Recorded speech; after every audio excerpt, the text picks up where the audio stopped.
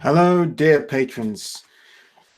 Good to be with you as always. Thanks for tuning in. Thanks for being so supportive and helping this channel to keep going. You are the reason it exists. You are the reason this exists. It's the only way I can do this. Now, I'm always talking about DNA and stuff in so many of my videos, and I often go over the same stuff, but because the videos are on so many different topics and you can't, and I mentioned some aspects of DNA on the side here and there, and some people miss that video, or maybe you didn't see that one, or you can't remember where it was I said this about that. So I just thought I'll make one video where I kind of go over all the basics of population genetics and the DNA of European people, and that helps you to understand everything a bit more easily, I hope. So to begin at the beginning, I'll just do everything as chronologically as I can. We got Neanderthals, I think they start to be, Neanderthals are descended from a species that left Africa. And they're, I mean, before then you have like all these different hominids, early ape peoples, ape creatures, different hominid species. Most diversity of these is in Africa, but some of them come out of Africa as well. They weren't just in Africa. And one of the ones that evolved, some kind of one we don't know about yet, which is the ancestor of two species that came out of it, left Africa, and it became, well, the ones that went east evolved into something called a Denisovan, and the ones that went west became what we call a Neanderthal. And I think that's around 500,000 years ago. Bear in mind, like, also that they don't really have the dates nailed down properly yet. But they went west. The ones that went west, they evolved into Neanderthals, and they became a creature evolved to hunt in the thick forests of Europe. Europe at that time was cold, very cold, and very thickly forested and populated with megafauna, which the Neanderthals would live off, and they therefore took on certain attributes for that climate. They were very powerful. They were very strong, explosive energy. They were good sprinters. They could outrun any human being at 100 meters, no problem. No human being could outrun them there, but they weren't as much endurance runners as us. So any like I would be able to outrun them in a marathon, no problem, because they weren't. We're all evolved for a different type of energy for them. So they could run, but they were very short. Despite being much shorter than me, for example, they could probably beat me in a fight, no problem, because they're much more powerful than we are. And they were intelligent as well. That they may have had languages. There are different species, but that I imagine in the future people might, for political reasons, stop classing these Denisovans and Neanderthals as different species, because they could interbreed with each other and with human beings, and they might start calling them divergent human populations, which could, I mean, that's what you could use a word for race, or they might call them something along those lines. But currently we refer to them as different species, and I believe they are different species. Of course, they are different species. But the Denisovans, on the other hand, went east, or they didn't go east. I mean, the ancestors Denisovan and Neanderthals went two ways. Now, so sometime around 500,000 years ago, they left Africa, 400,000 years ago, they're divergent. And where we get Denisovans, unlike, we've got lots of Neanderthal skeletons. We got great Neanderthal samples. I mean, we've known about Neanderthals since Victorian times, and now we've got DNA from them, and we can see from their DNA we know what the whole genome looks like. We've got multiple Neanderthals from Europe, from the Middle East, and also they also found them up in Siberia in the Altai. And the Altai is not the region where the Neanderthals evolved. They evolved in Europe, but they lived in the Altai later on, and a lot of different species and humans have gone to the Altai over the years for the same reason. It's a very good place to live. The mountains around there, you've got fresh water coming out of the mountains, and you've got like nice green grass, you've got animals to hunt, lots of reason to go there. And it's very cold in Siberia, so that means we've got a lot more samples. Remember that the samples that we have the DNA from are usually ones in cold places. So many different species of most fossil records of human species are in Africa. But we don't get DNA from most of them because the fossils do not have DNA. Whereas in the Neanderthals ones, we can because it's been from cold places. And the Altai is also there. And the Altai is also where they found the Denisovan DNA. And the DNA from Denisovans has been found in skeletons, but not. They haven't got proper skeleton. Like, unlike Neanderthals, we've got a good idea of what their skulls were like, their height. We're getting all kinds of data about them. And now we can even see, oh, look, we've got this DNA in us. And they've thought between, about 2% DNA from modern humans, non-African human beings, is from Neanderthals. That's quite a lot. But I think my DNA test said about 2%. Quite a lot. But the Denisovan DNA, we didn't know what a Denisovan is, and we still don't really know what they look like. But they found a little finger bone, and then they found this DNA, and they could see that it was something that was related to Neanderthal, but it wasn't a Neanderthal. It was a different thing. And they speculated, they then could see also that this DNA was in modern Asians. And if it was in Asians, that meant that there was an interbreeding event at some point. But Europeans and Africans do not have Denisovan DNA. But then more recently, they found more stuff. They found a fragment of skull. So what we know now is that they had thick skulls. So the Neanderthals. So we don't know what the Denisovans look like, but we know they had thicker skulls and they were probably quite big. So, the people who have the Denisovan DNA now aren't necessarily big, and they're not necessarily thick-skulled. So just because you have descent from these things that look like that doesn't mean that you therefore look the same, because we're talking about hundreds of thousands of years ago these things lived. Anyway, it was speculated that they probably could interbreed with Neanderthals also, since modern humans didn't arrive in that area for a long time, but Neanderthals did, and we could find them in the same region. That was assumed that they did. And then, lo and behold, they found one called Denny, the Denisovan Neanderthal hybrid. And that one was the descendant of, it wasn't like the descendant of a mixed population of the Denisovan Neanderthal tribe. It could see that it was actually descended from an actual recent event of blending. Like one of its parents, they know which one's the mother and father. I just can't remember. I think it was the mother was a Neanderthal, a pure Neanderthal, and the father was a Denisovan with some Neanderthal ancestry, or as ready, like maybe one grandmother or one grandparent rather. So we could see that these events were happening in the Altai.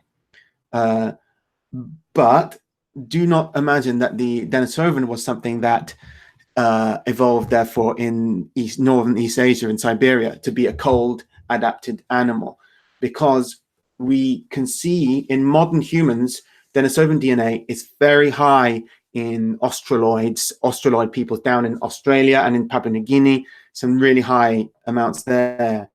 But then, on the other hand, the Andaman Islands of India, those people have very little Neanderthal or Denisovan DNA. They're pretty pure non-African humans. They look just like black Africans. And perhaps the first humans who left Africa looked like that too. I don't know. It's not really easy to say.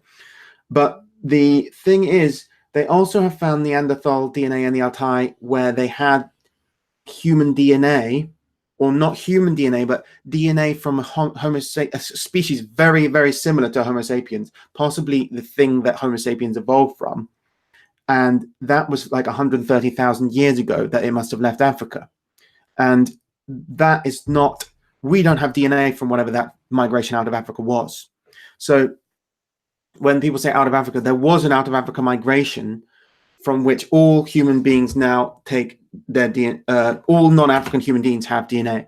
And that must have happened between like about 80 to 60,000 years ago, 1,000 years ago. But there was already a migration of human-like, either human beings or something very like a human being, 130,000 years ago that went into Siberia and interbred with Neanderthals there. But these Neanderthals in the Altai are not like the Neanderthals that we Europeans are descended from, because the Neanderthals in Europe that evolved in Europe did not breed with whatever those with Denisovans, and they did not breed with whatever that early Homo sapien migration was. So they remained pure, and also they were genetic divergent. Even the pure Neanderthals in Siberia were different from the Neanderthals in Europe. So there was, races of Neanderthals as well. But in Papua New Guinea, you can say they're like 2% Neanderthal and maybe 7%, like 5 or 6% Denisovan on top of that. So they're talking like, they're moving towards 10% non-human DNA in Papua New Guinea today. That's why they're going to obviously stop calling it non-human DNA, because it's going to get too politically incorrect. The more ancient species they find, and the more they find out that different races of humans now have different race, blood from different species, the more they're going to have to just reclassify the species as humans to be politically correct. Now, across Southeast Asia, there's this, like that archipelago. This was used to be more landmass, and that's why you got all orangutans and elephants and woolly rhinos, that are there, because it used to be like a really kind of like mini Africa. And that's why a lot of early human species went there to hunt, because the early hominids that we evolved from, and human beings, Homo sapiens included, are evolved to hunt on the plains, like the Bushmen of the Kalahari do today. Like just run down an animal, not sprinting after it. You do like marathon runner. You're jogging after it for hours until it runs out of steam, dies, and collapses, and then you just go and collect your meat. That is how we evolved to hunt. Where the Neanderthal was all about, explosive sprinting, probably in the forest, to get its food. So there was savanna there as well as jungle, so in Southeast Asia. But there also seems to be creatures who evolved in Southeast Asia to live in the jungle, like the hobbit, the Florensis, Homo florensis, which is they call it the hobbit now. It's like a very, very small person, because living in the jungle or in forests, it doesn't pay to be big. You've got to be small. The smaller you are, the better it is. But out in the open, then you start to get bigger. But the DNA of Denisovans is higher there now to this day. So we can assume that its most likely thing is that the Denisovans, the reason we don't have any big skeletons is because the only ones we have are the ones that entered they moved up from the tropical Southeast Asia into the Siberian region after the ice, about 25,000 years ago, when the ice is retreating. And that's why we get them started to mix with Neanderthals and things like that. So the Denisovans were probably like a tropical evolved version of Neanderthal from the east. So what about Europe then? Well, as I said, there's the Neanderthals were there for a while by themselves, and there weren't that many of them. When I talk about these ancient people, we can see like at the ancient species, there wasn't like lots of people there. You're talking like a few thousand at most, like really not very many at all. And the Neanderthals were very heavily inbred because they didn't have towns or anything like that. They didn't have interactions with other tribes, so they could be heavily isolated, very small populations, and so they were inbred. And they when the early humans came into Europe in the last 40,000, 50,000 years, the first ones to come are what we call the Aurignacian culture. And they were really, they're estimating that the amount of human beings living in all of Western and Central Europe was between like 800 and 3,000 people, right? That's really small amount of people. So they were going to be pretty inbred too. And they mixed with Neanderthals.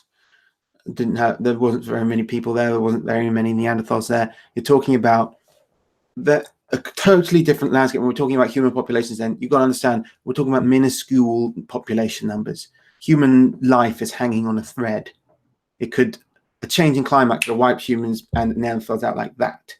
And Neanderthals did get wiped out, obviously, by a combination of factors. We can't be sure exactly which ones, but maybe diseases that the humans brought, maybe the fact that the humans were Homo sapiens preferred to hunt without trees in the way. Those get in the way. It stops you from chasing the animal down. If the animal can hide in the forest, you can't get it. If you haven't got a clear shot with your bow, then you can't get it. All reasons why the early hunter-gatherers and all hunter-gatherers actually cut clear trees a lot, except those who evolved to live in jungles, and then they hunt with poison darts and stuff like that. But there's not that many we don't know they had poison darts or anything like tropical people do. And also they were quite big, so we can't imagine they were like little hunter, forest people. So they were also probably gathering, easy protein from beaches and things like that, where you can get vitamin D from eating mollusks and whatnot. You don't want to always risk your life trying to hunt mammoth or anything like that. But these Paleolithic peoples are not really our ancestors, because they didn't really contribute anything to us, those Paleolithic populations.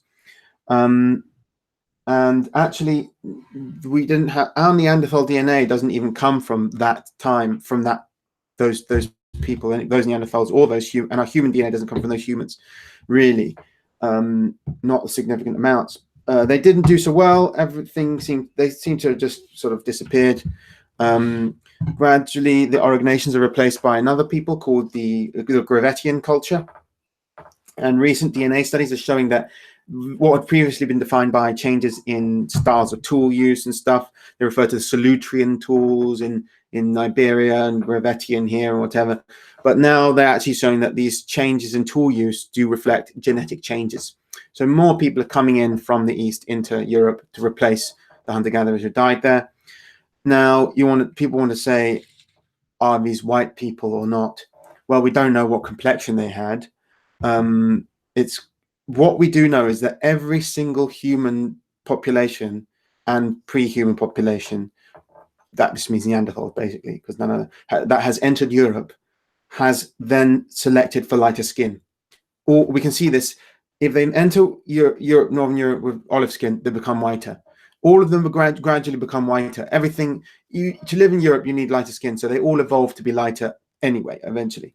So it doesn't matter whether they all would eventually get white skin just from having lived in Europe and as a hunter-gatherer for a while. A selection process will favor the white skin. That's it's a useful thing to have in this environment.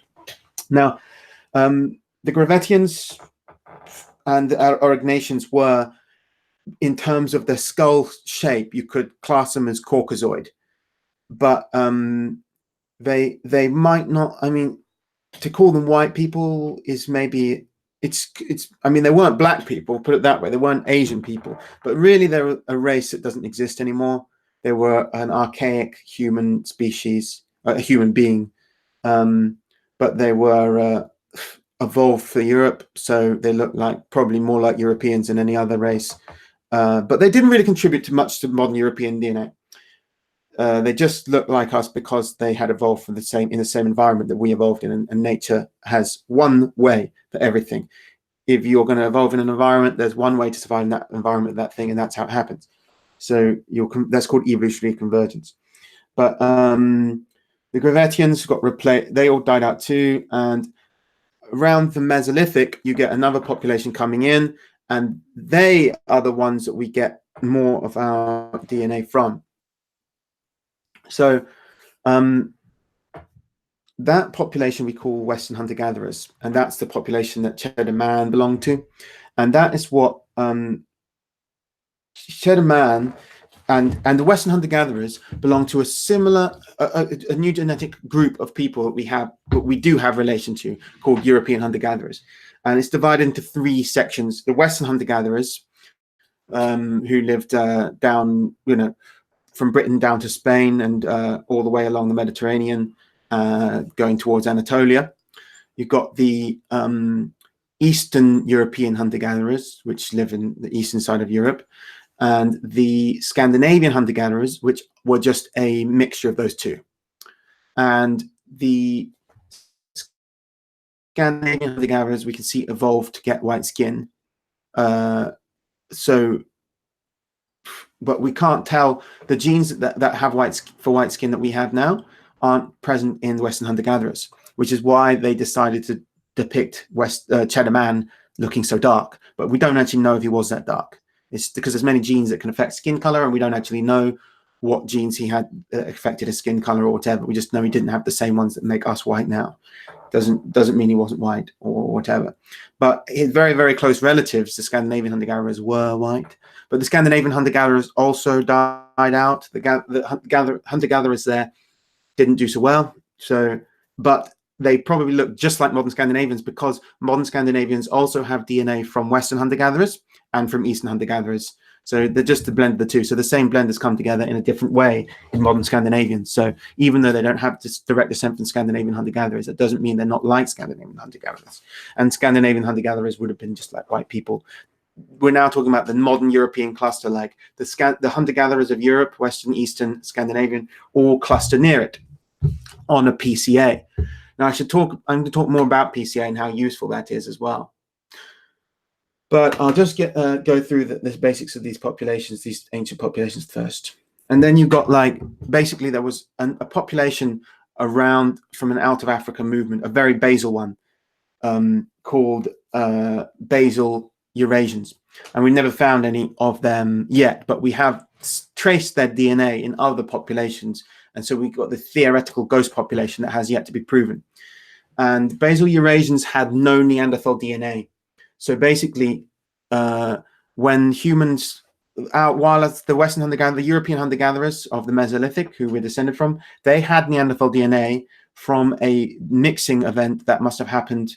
So the Mesolithic, we're talking like over 10,000 years ago now, but the mixing event must have happened much earlier than that, probably somewhere around the Middle East. So most of our Neanderthal DNA comes from somewhere around, maybe from Anatolia, from the Near East or the Middle East, that kind of region, from those Neanderthals, who were pretty similar to the Neanderthals in Europe anyway. They weren't like the ones in the Altai, which were different and had DNA from another human being species mixed in. But we don't have that much Neanderthal DNA anyway. It's been going down and down and down. We can see some of those ancient European populations from the Paleolithic, the Aurignacian stuff, had much higher amounts of Neanderthal DNA than we do, but it's been going down and down and down because it's selecting away. Nature is deselecting Neanderthal DNA in us because it has not been useful for us. It might have decreased fertility. It might have have problems with diabetes. Diabetes may be linked to Neanderthal DNA as well, because Neanderthals didn't have sugars and things, so they probably had different ways of metabolizing things. So yeah, we are now at a happy 2%. That 2% of Neanderthal DNA is still there because it's useful. We're not quite sure exactly how it's useful yet, but that Neanderthal DNA is the good stuff. We basically distilled all that Neanderthal DNA down to the best 2%, the most useful 2%. That's what we need. And it's not the same Neanderthal DNA that Asians have. So Asians have Neanderthal DNA too, but they don't have the same. They got DNA from different Neanderthal populations, and they have different parts of the genome of the Neanderthal. So they have kept that Neanderthal DNA for different things, for different purposes. I don't know what. And their Denisovan DNA is for different use for them as well, I suppose. Otherwise, it wouldn't be there anymore, because it would be deselected from the gene pool if it wasn't useful.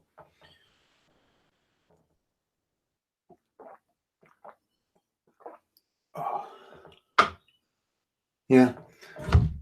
So the basal Eurasians, though, are a refugia of unmixed human beings from the out of Africa migration they didn't get any Neanderthal DNA, and we can see that later they move east to west and contribute to the mixed populations in new waves of migration.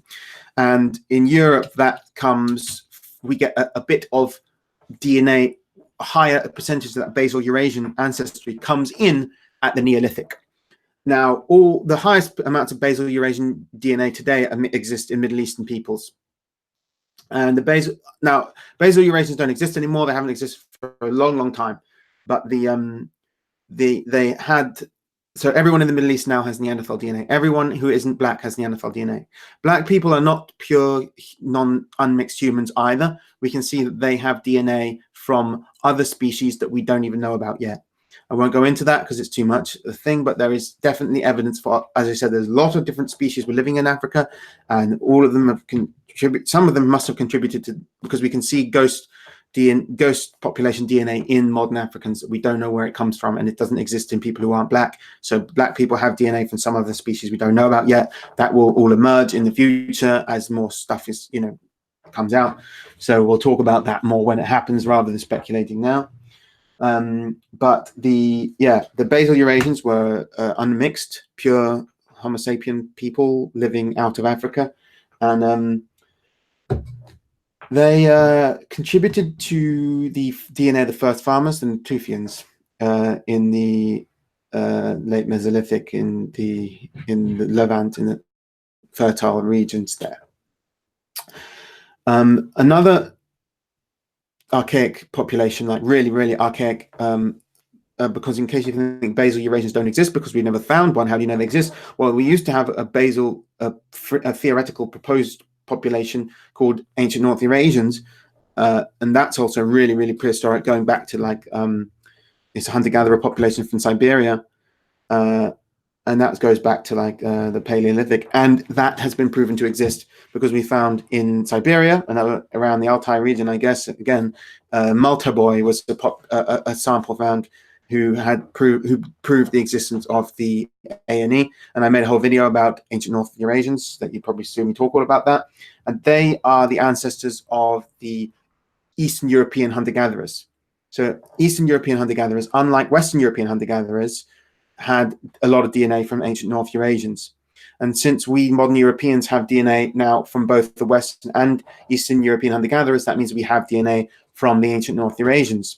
Also, Native Americans have as well, because some of the ancient North Eurasians went east, interbred with East Asian populations, Mongoloid racial types, and then went into America to become Native Americans. So that's why there is a certain genetic affinity between some populations from America, Native Americans, and some Northern Europeans, because we have this ancient North Eurasian DNA. So the basal Eurasian DNA came in the Neolithic, and that was via a group of people called the early European farmers. I made a video about that called North versus South Europe, the first European farmers. So the first farmers in the world were in the Levant, and they were Levantine hunter-gatherers originally who started domesticating grains, and they didn't spread out as a race and bring farming all over the place. Rather, they spread out a little bit into the Near East and into Turkey, and the people in Turkey learned farming from them. So in Turkey there was a race of people called the Anatolian hunter-gatherers, and they were different from the Middle Eastern hunter-gatherers. The Anatolian hunter-gatherers were they were kind of halfway between Western hunter-gatherer and Levantine hunter-gatherers, and they learned to farm themselves in Anatolia after the Levantine people had began it, and they had a little bit of mixing with the Levantine people, but not very much. Now these Anatolian hunter-gatherers then brought farming into Europe and interbred with the Western hunter-gatherers to form the first European farmers, a race called EEF, or early European farmers, or early Neolithic farmers. And because they had that bit of DNA from the Levantine, a little bit in there, they bring a bit of the Levantine hunter-gatherers had DNA from the basal Eurasians. So we have that very small amount of basal Eurasian DNA coming in from that. It's higher in the south of Europe than it is in the north. And then finally we get that the Neolithic is then populated. This is when the Europe for the first time is becoming populated, because all this time I've been talking about tens of thousands of years. You got to understand there was no one in Europe. I'm talking about all these races of people. You think of like large groups of people, but there weren't. Hunter-gathering doesn't sustain large populations. You're talking about hardly any people. Like you could probably see like 20 people in your entire life. That is how it's totally unimaginable. Like they just did not see. I mean, you only see the same few faces your whole life, your family probably, and you'll marry your cousin, and that's how hunter-gatherers live even now. In tribal regions in the world, they're very inbred indeed, and they're very, but they're also very genetically divergent. And you might think, how can they be inbred and divergent? Well, that's the thing with hunter-gatherers. If you've got populations of like 10 people, and that's the only people who live over thousands of miles, kilometers squared, 5 of them go one way, 5 of them go another, and they don't, and then they're separated for hundreds of years, and they come back again, and there's 10 of each by now because they've been inbreeding and lots of them dying. When they come back, they're very genetically divergent, but they're also both very inbred. You see why you get more genetic diversity from hunter-gatherers, but also you get more inbreeding.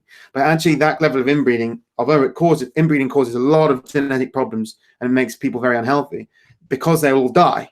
All the unhealthy children will die straight away. They won't be able to hunt. They won't be able to do anything. So the actual populations are quite strong because they get this kind of inbred strength, like from, like, if you know what I mean, like it's like filtering out, like a lot of the mutations will be happening. It's not good to inbreed, but like if you've like filtered down to the useful genes from like trial and error, then you get some strength and it works out. So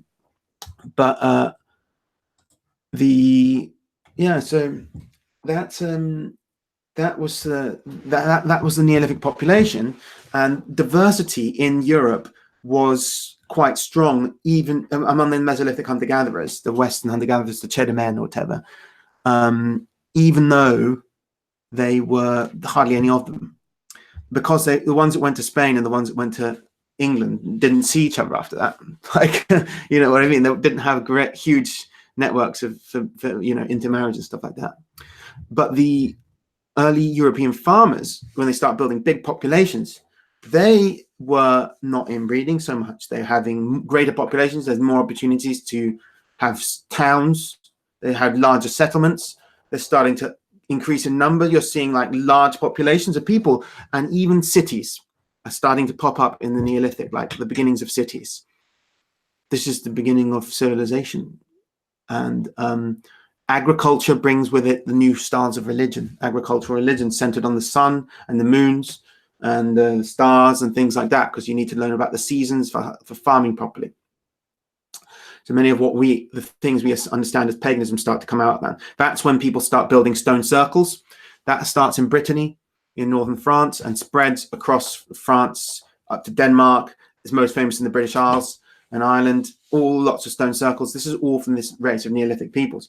And they replace the hunter-gatherers pretty much everywhere. There weren't any hunter-gatherers in Ireland at all, I don't think. They never even bothered going there.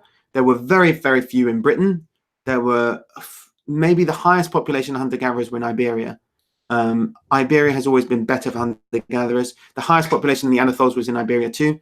Iberia just made it easier for hunters to carry on living. I don't know why. It might have been just a bit warmer. There was a bit more fish or something. I don't know. They could get, I don't really know. But Iberia has always been like a kind of a stronghold for hunter-gatherers to survive. And that is what contributed to the genetic diversity of the Neolithic, because the Neolithic people were themselves pretty much the same, because they all came out of Anatolia, and that spread from Anatolia across all of Europe. They went to Sweden, they went to England, they went to Ireland, they went everywhere. That was very fast, which means that actually Europe in the Neolithic was really not diverse at all. It was the least diverse Europe has ever been. Like, everyone was pretty much one race of the Anatolian farmers. The only genetic diversity in Europe at that time was caused by the different hunter-gatherers that they interbred with. So the difference between England and Spain genetically was just the fact that the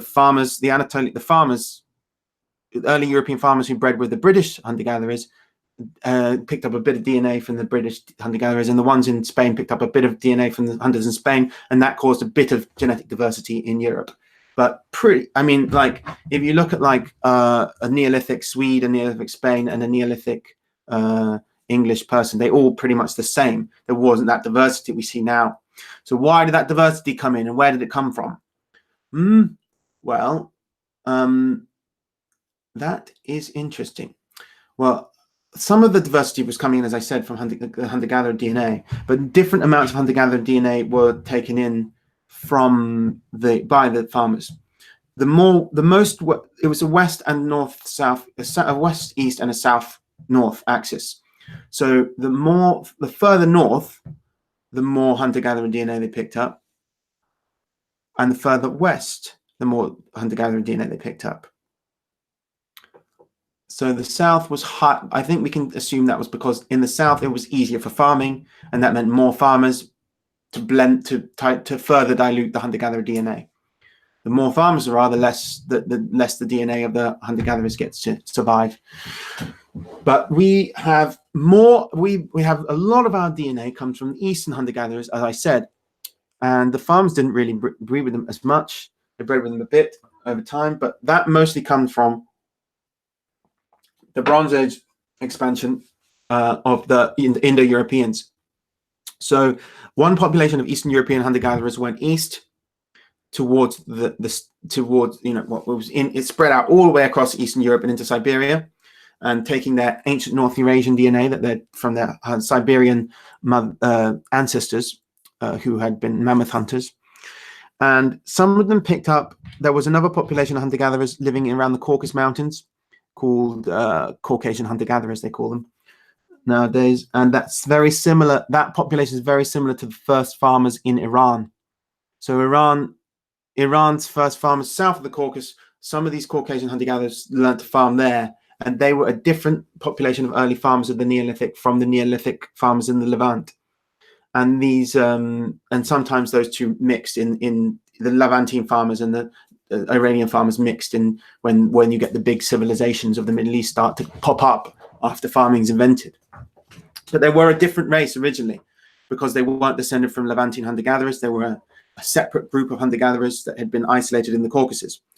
And some of these went on the north side of the Caucasus, got exposed to these Eastern European hunter-gatherers, and there was something happened which seems like the Eastern European women would take, I mean, the Eastern European hunter-gatherers took women from these Caucasus hunter-gatherer tribes, and it was maybe 10, 20% of their DNA then came from Caucasus hunter-gatherers. And that is this 80% Eastern European hunter-gatherer, 20% Caucasian hunter-gatherer, this is the makeup that became a new race we call Yamnaya, or the steppe peoples. So there were European people as well, like descended from European hunter-gatherers with a bit of Caucasian DNA as well. And they were the ones who started the Proto-Indo-European language. And as I said in my Proto-Indo-European video and on my Aryan invasion video, the steppes then all the way from the late Neolithic to the Bronze Age and into the Iron Age were populated by white people until Turkic, Altaic people, what we call, Asians, come in and take over the steppes, and that's why the steppe people today are Asian looking and not white. But these steppe Europeans, these steppe people came west as well and came back into Europe and completely changed Europe. As I said in my Stonehenge video, they came to Britain, and first they came into Europe in the form of the corded ware culture, and then the corded ware culture became influenced the bell beaker culture of Western Europe, and the bell beaker people invaded Britain and Spain, and these changed the DNA, and that's why this changed the entire DNA of Europe to what it is now. And since a lot more of the North got a lot more DNA from their Yamnaya than the South did, that's made a big difference genetically between the North and the South of Europe because of that Yamnaya DNA. And that's why we Northern Europeans now have a lot of hunter-gatherer DNA from Eastern European hunter-gatherers, as well as a bit from Western hunter-gatherers. So that's our European hunter-gatherer DNA is quite high if you mix these two together, because we got them via the Yamnaya brought our Eastern European hunter-gatherer DNA in. So, and that brings us into the modern day genetic diversity. Basically, a lot has happened since that time, since the Bronze Age, when those Indo-European migrations changed Europe. Since then, we've had Celts, blah, blah, blah, Germanic peoples, Slavic peoples, but these are actually all the same peoples, just mixed in different ways, moving back and forth. There's no new populations coming in until the 20th century with the mass migrations of non-Europeans. So, and the human population of Europe really expands in the Neolithic, and it's remained quite large since then, and it's gotten really, really big since the Industrial Revolution, of course. But now I think that's a good start off to give you the history of everything. But now I'm talking about things like PCA and what the hell do I mean by that? I think it's time that I just give you a little give you a little old primer. Like, what is PCA? Well, let me go onto screen share now. I think it's a good idea. Right then. So first, genetic areas of Europe. I made this map myself. Just to give you a quick idea of what the genetic areas of Europe are like now, based on the modern diversity of Europe. So there's the standard European, I'm not saying that in this area, this green area, there's no diversity, but like in relative to the whole of Europe as a genetic region, the whole of Western Eurasia on this map, these people all in this area are very, very similar genetically. They're quite closely related according to a PCA in the proportions of ancestry from these from the Neolithic farmer populations, from the hunter-gatherers, from the Yamnaya, etc. So that's the Nordic Germanic people, the Celtic people, and some of the, their relatives, some of the Slavic and French speakers to the edges. But it's essentially like this is the basic Central Euro cluster, which most white people alive today, in the, if you include America as well, they all belong to something in that region. Like if you're half Irish and half German, you're in that region, 100%. If you're a bit Dutch, Scottish, Welsh, English, that's what most people are, and they're all in that region. This is where this is the powerhouse of industrial Europe as well in recent times. This is the most populous part of Western Europe. Of course, Eastern Europe is very heavily the Slavs make a massive amount of the European population as well, but a lot of Slavs can even fit in here almost as well, but Polish ones can anyway. But then you have a slight Eastern Europeans, like here, this one, a slight East shift when they have slightly more Yamnaya DNA, maybe a bit more East Asian admixture, a little bit of it as well, but not very much. Whereas up here, this dark area, they have significant amounts of East Asian DNA, upwards of 5-10% because of Siberian migrations 3,000 years ago into Scandinavia, which came from here. Siberian hunter-gatherers who had no farming came at a time when, after the Indo-European invasions had already been established and Indo-European people of the corded ware culture were already living all around here, then Siberian people started to migrate and bring Asian DNA into Finland and whatnot. And that is not true to say that they are indigenous. There is a myth that says like Sami people are indigenous to Europe. They are not indigenous to Europe. They have indigenous DNA from native European hunter-gatherers, but so does everyone in Europe. They have, what makes Sami people different from other Europeans is, one, they have non-European DNA from Siberia, and two, they speak a non-European language. Sami language is Finnic language, is not of European origin. So the Mediterranean is basically in two groups. It looks the same. There's actually two different shades of red here: the Eastern Mediterranean and the Western Mediterranean. And the difference between East and West of Eastern, this is not, East Mediterranean usually means here. I've included the Levant there, but maybe I shouldn't have, because that's actually different. But the natives of the Levant, like Syrians, are very not in the same group as these two. But the Ashkenazi Jews plot along with Sicilians and Greeks, not because they come from Israel, though, but because they've mixed with so much Europeans, so they've picked up a lot of that.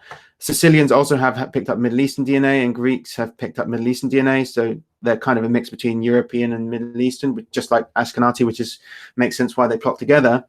But Western Med has also, the Iberia has also picked up some non-European DNA from the Moorish invasions of the medieval times and stuff, but that's not what distinguishes it from the rest of the Med. Is not that, because there's Middle Eastern DNA in Greece and Sicily too.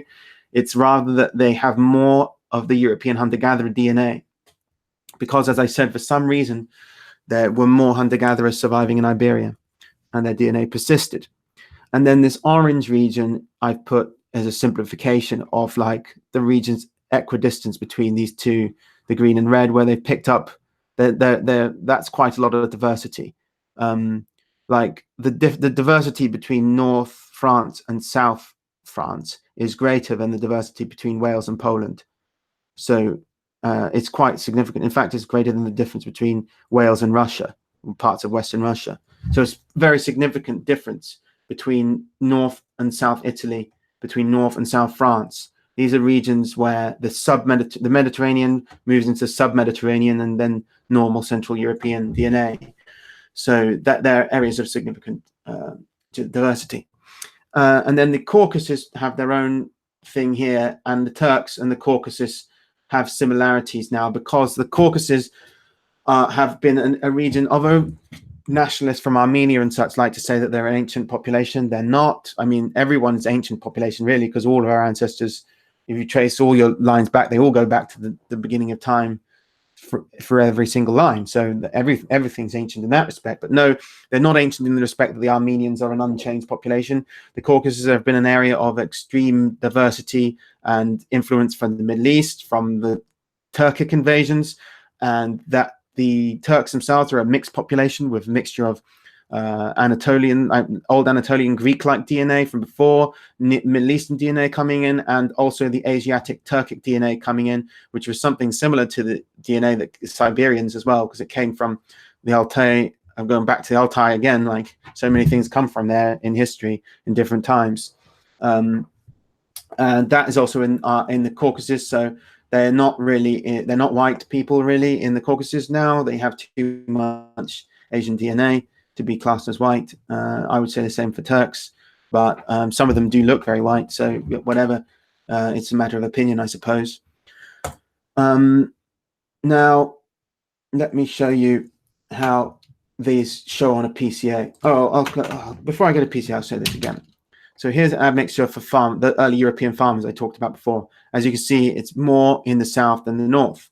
The further north you are, the less of the early farmer DNA there is that came from Anatolia.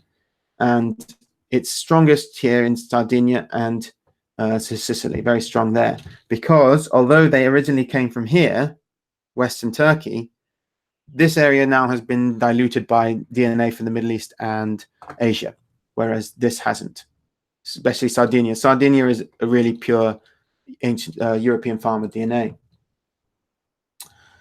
And here's the Western hunter-gatherer, the Cheddar Men map. As you can see, the people the highest are up in the north. In fact, Sami have a lot of DNA from Cheddar Men-like people. They have a lot of, so in that sense, it's true that their claim to indigeneity may be based on that indigeneity to indigenous status could be based on the fact they have more DNA from the indigenous European hunter-gatherers, but we all have some of that, and they're not pure, and their language is not at all related to Western hunter-gatherer Europe DNA language, and so whatever's. Now, PCA. Here's a PCA with Cheddar Man.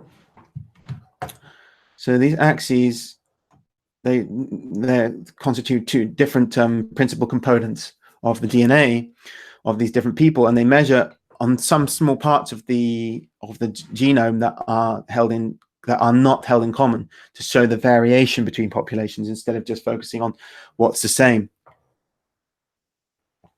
And this map is good because it shows ancient peoples, the Pleistocene, and the Holocene, and in the Neolithic, and you can see basically how close they are to each other on the map. Shows how closely related they are, which is why I like to show so many PCAs, principal component analysis chart, because they're quite clear. I think a nice representation showing that. So the modern populations on this map here, like West Asian peoples, they're there in this brown cluster, and the Near Eastern peoples like Turks are in this yellow cluster. And it gives you a clear kind of showing of like where they are related to ancient people. So here's the modern British peoples in this purple bit, and then here's the Mesolithic hunter-gatherers. How useful, right? British Mesolithic. Cheddar Man is the triangle up pointing this one. And like, as I said, look how the modern British, how diverse. We're all quite clustered together. We're not diverse. Then look at the hunter-gatherers of the Mesolithic in Britain. They're very far apart from each other. Now, they're far apart from each other, but they're not closer to the Middle East or the Near Eastern people or African people or anything. They're still closer to us. It's just because they're like hunter-gatherers, they're like out here. So yeah, we're related to them more than other people are. these hunter-gatherers. And we do have DNA from these Mesolithic hunter-gatherers. Then the Neolithic, it starts to get closer. So they move in towards us. Oh no, they're the black ones here. Sorry, these ones here are the British Neolithic peoples. Now, why did this population here, like Cheddarman, go towards this direction, southward, southeast? Well, we can guess that this red area had something to do with it, the Aegean Neolithic. So something related to these Aegean Neolithic from Anatolia interbred with something like these European hunter-gatherers, and it made this black cluster, which is British Neolithic people. And obviously the fact that like it's closer to the Aegean people than to the hunter-gatherer people means that the Neolithic British people had more blood from these Anatolians than they did from the British hunter-gatherers. That's how PCA works. It's simple. It shows that thing, and then we would then be, but we are now gone closer to hunter-gatherers than our Neolithic ancestors were. Why? Well, actually, we're also not just between these two. We're moving up in this direction, aren't we? Towards this green area, towards what's now modern Caucasians. And that's because it's not on this map, but that's where the Indo-Europeans were. There would be somewhere like here, where my cursor is. And so we just got some of their blood and we're moving that way. And we got some more hunter-gatherer DNA as a result as well from the Bronze Age, bringing it in there. So this is helpful if we're looking on modern PCA as well. Like, here's another one, like showing the difference. English people here in this big cluster in the middle, so close to the other. You see all these different British, all the difference. The Germans here, very close to the English. The Hungarians, all close to the Germans, the English. Like it's all one big lump. Most European peoples.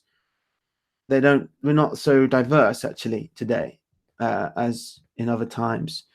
We're quite similar, all one race. And then it starts to spread out here. What is this? Why is it spreading out in this region? Okay, the French spreading out here. You see how it spreads out? Some of the French are in the normal central cluster of European people, but then some of them spread out downwards. That's because of what I said before about France having a diversity going towards the south. And then the southern French will be down here. Where are these triangles here then? Spaniards, far, far away. The Spaniards are different from us because they got more of that Neolithic DNA. And right down here, this very different divergent population. In Europe, it's the Sardinians who are pure, like Neolithic farmer people. Like, and what about this ones here? Greeks. The Greeks have DNA with these Middle Eastern populations. All this line here is Middle Eastern. So Middle Easterns themselves are very diverse. The pink bits here in the middle, these are, well, square Druze. That's a Levantine people, Arabic people, but like, and the Jews are this ones here, upside down triangle, and all these different shapes here. Jews coming along here as well. So Jews, some different types of Jews have different amounts of European admixture, but the square ones here, that's Ashkenazi Jews, and they have a lot more European DNA, and that's why they're quite close to the Greeks. So we can see Greeks here, Jews here, and this circle here is Sicilians. Greeks, Jews, Sicilians, Ashkenazi Jews, Sicilians, all in this gap.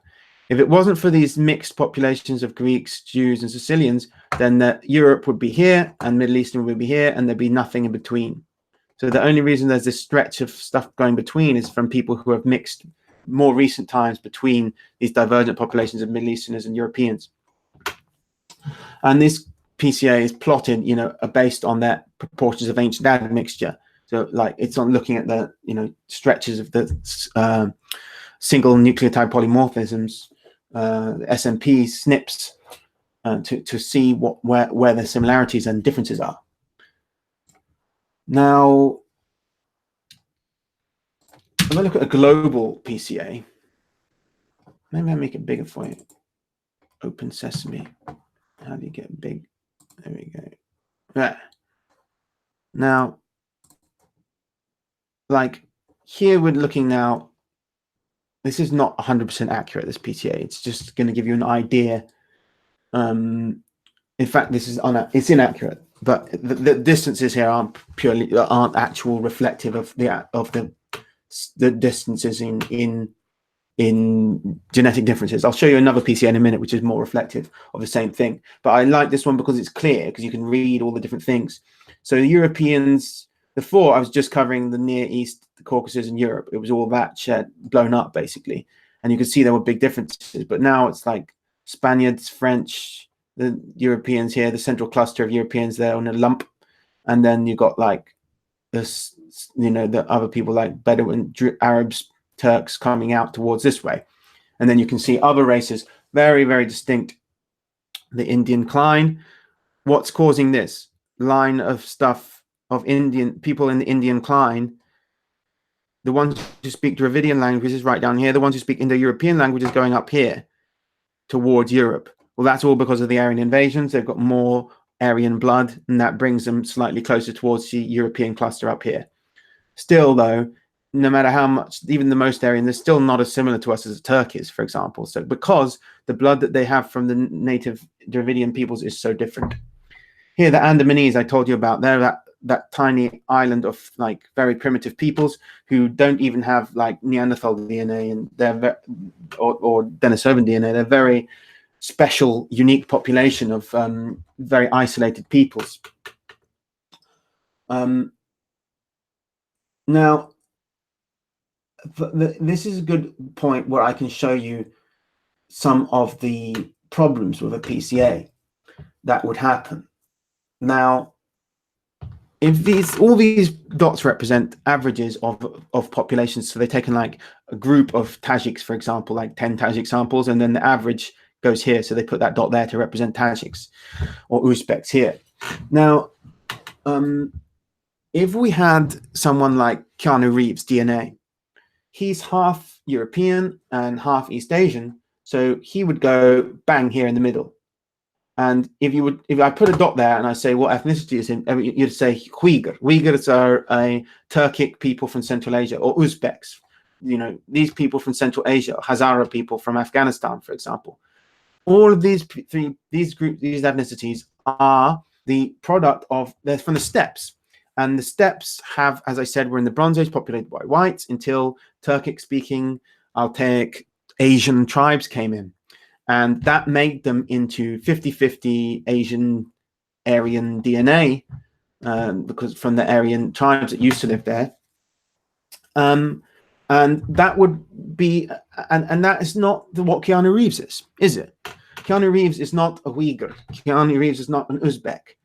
And he would plot on a PCA like he is one. So that's a problem with PCA. It doesn't distinguish between when those mixtures happened. You see?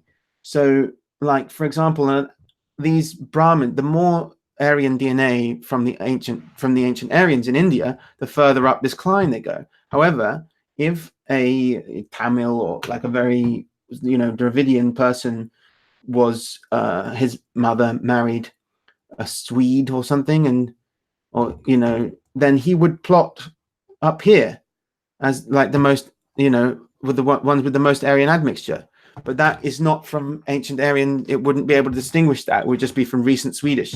So you can't just from looking at a PCA distinguish that stuff, the time. But you can distinguish it in other ways by looking at the length of the segments of the SNPs, because that the longer they are, the more recently that ancestry has been added into the gene. So they can tell, by the length, roughly how long ago that entered the DNA, the gene pool. But that wouldn't plot on a PCA. They could probably do that in one of these popular DNA, when you get your DNA results.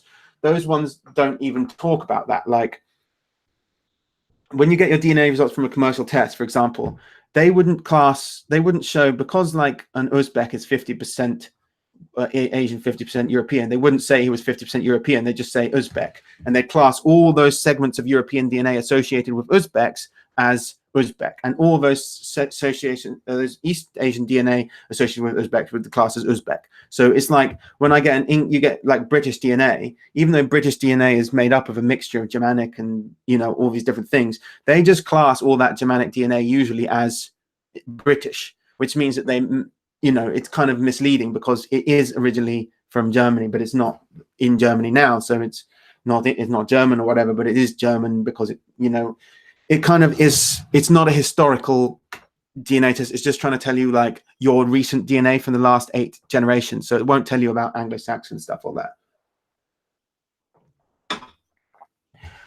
that.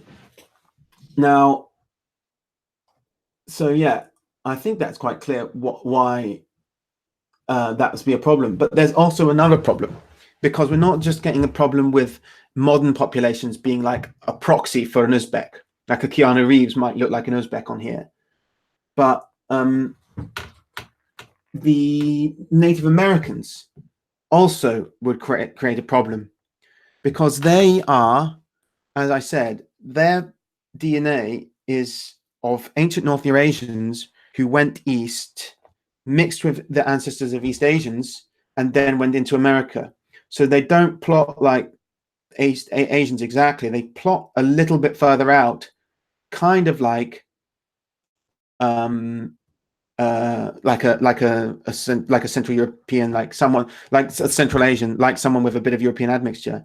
But then also, if you add to that some like a lot of people in South America now also have DNA from Spaniards from that, so they plot out here, right here in the middle, with the Central Asians. So you get modern day Happers, modern day Central Asians, and modern day mestizos all plotting in the same region, and they're not really related to each other, and they're completely different ethnicities.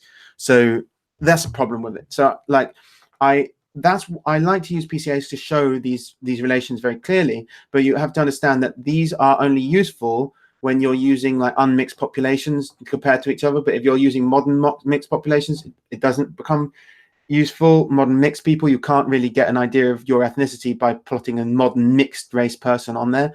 And also you need to be aware of the reasons why people are plotting where they are plotting historically.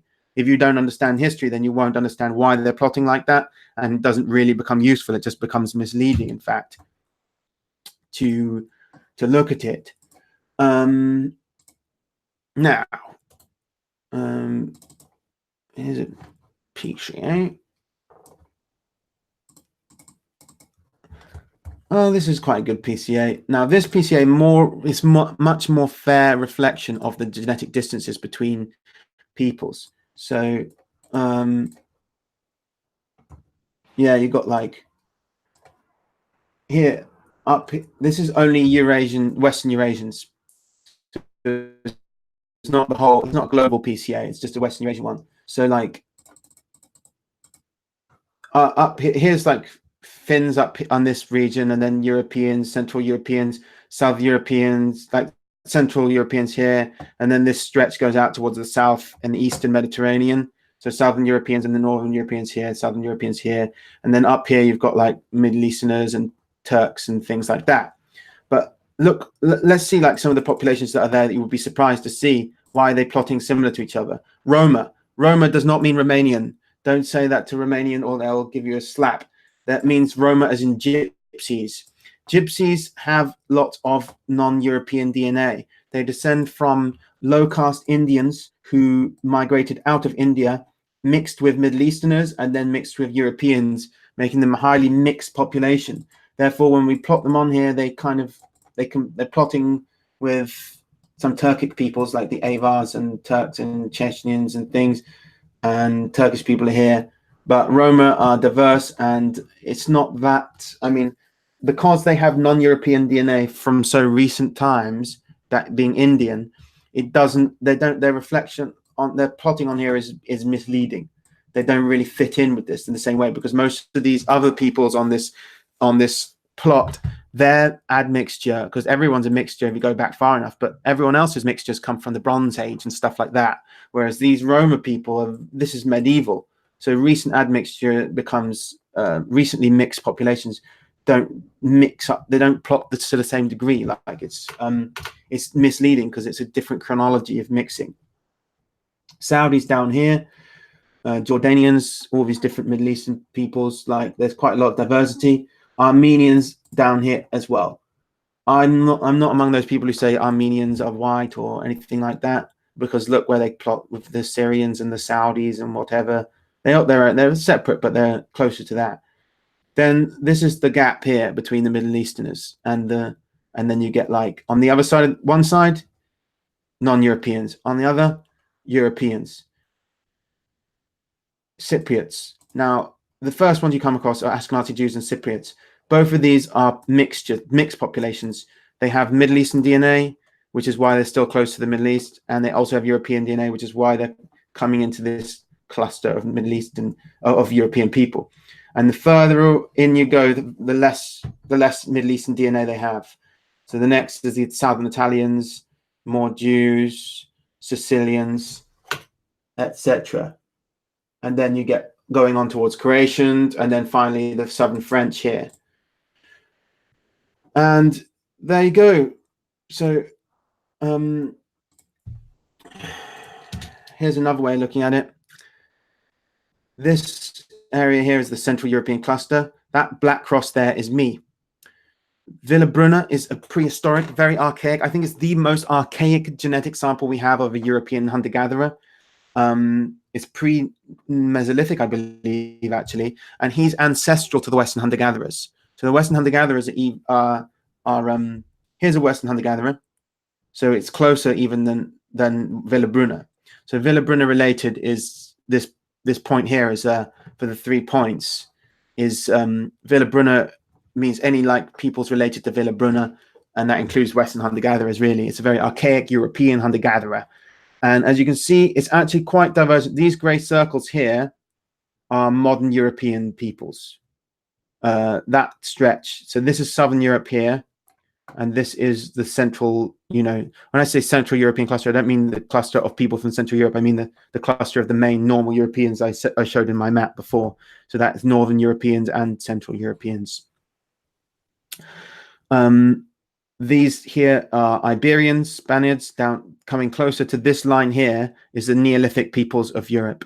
So they're basal rich. That means people with a lot of basal Eurasian. That's the non-Neanderthal DNA mixed people I told you about before. They are, that's a really basal ancient population that we haven't even got sample from yet. But the 3 points on here are 3 really prehistoric populations that A&E, the ancient North Eurasians, the basal Eurasians, and the Villabrunna related Western hunter-gatherers. And between them, you can plot all the Western Eurasian races that are alive today and have existed since the Neolithic or since the Mesolithic. So these are Mesolithic hunter-gatherers here. These are the Neolithic farmers of Europe. The ones in the north have, that's middle Chalcolithic up here, and the Near Eastern Neolithic here.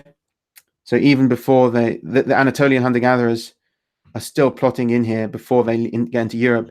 And as they enter Europe, they go further up here towards Villabrunna related as they pick up more European hunter-gatherer DNA.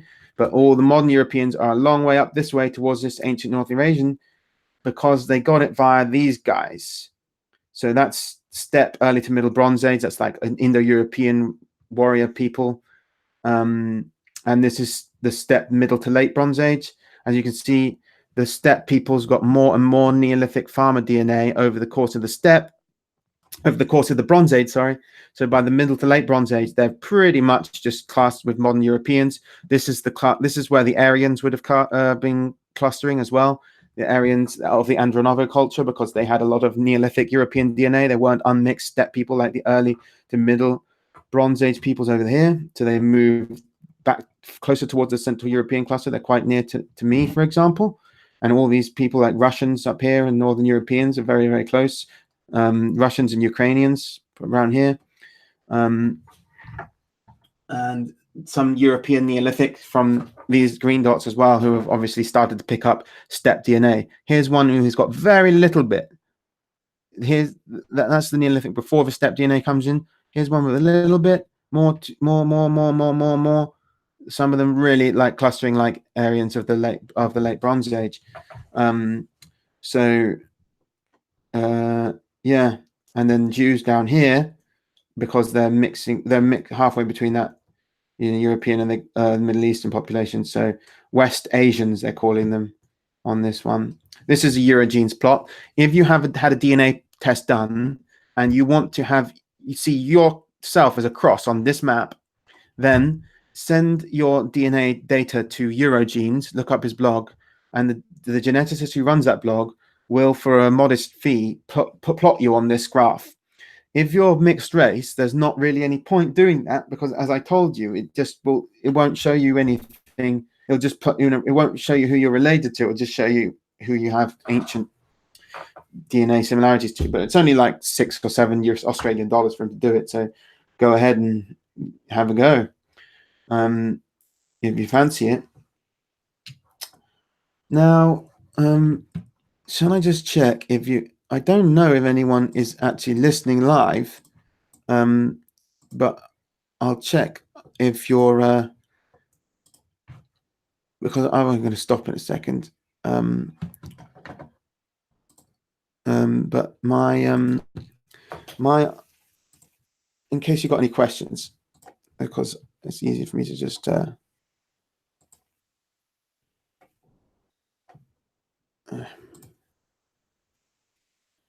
there's so many people asking me to answer questions about the about DNA, and they don't understand the things I use. I think I should just go through all the abbreviations as well that I use all the time, because they're useful. If there's no questions, I'll just do that. No beer today. Haha. Jay Blaz says, no, I have got no beer because it's the daytime. Your Croatian background, did always see they were different somewhat to other South Slavs, more Central European. Yeah, Croatians have a bit more the Central European DNA, less of the Mediterranean DNA than other Yugoslavs. A bit less, apparently. Anyway, well, that's what I see on the PCA. But yeah, so basically go over the abbreviations quickly, the acronyms. WHG. Oh, wait a second. I'll go back onto showing my screen. Hello again. So CHG, Caucasian hunter-gatherer.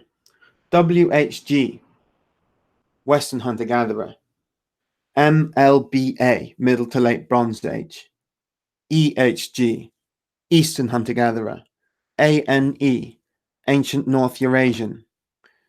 Basal Eurasians. I don't think they abbreviate that. ELBA, EMBA, Early to Middle Bronze Age. So, and the time periods, you've got the Bronze Age, which begins, I think. Wait, I mean, you can Google this anyway. Find it. Well, basically, the Neolithic is when farming comes, and then the Bronze Age is after that, and the Iron Age after that. Before the Neolithic, you have the Mesolithic, like the middle Stone Age. Basically, the Neolithic is the new Stone Age, where farming has. The Mesolithic is Mesolithic is middle Stone Age, which is just that's when our ancestors appear on the scene. The kind of hunter-gatherers who we really have a lot of DNA from. Like, we've got a lot of hunter-gatherer DNA, and it's from those hunter-gatherer groups I told you about, not from the ones before then in Europe. We got DNA from as the Paleolithic, the old stuff. That's like we got from A&E. I mean, ancient North Eurasians, for example. Like, we got DNA from them.